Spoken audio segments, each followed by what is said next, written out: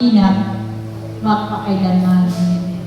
Anuman ang maranasan ninyo sa inyong buhay, ay huwag kayong matakot sapagkat palagi ninyong kasama ang Diyos, sapagkat siya'y nananahan sa inyong mga puso.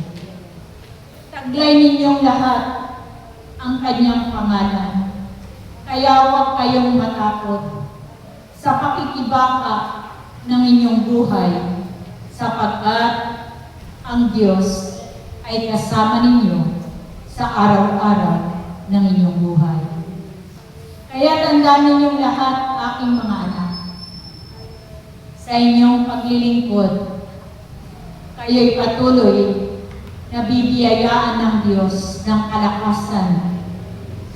Bibiyayaan kayo ng kagalingan sa inyong mga karamdaman at patuloy na kayo'y kanyang pagpapalain sa inyong mga buhay. Kaya nawa ang bawat isa na kanyang mga lingkod na tinawag sa kawan na ito, naway sa pamuhay ninyo ang salita ng Diyos upang kayong lahat ay mamuhay sa pag-ibig ng Diyos. Salamat sa inyong lahat na narito. Naway patuloy kayong mag-alay ng inyong buhay sa Diyos. Salamat sa inyong lahat. Pray, shall we?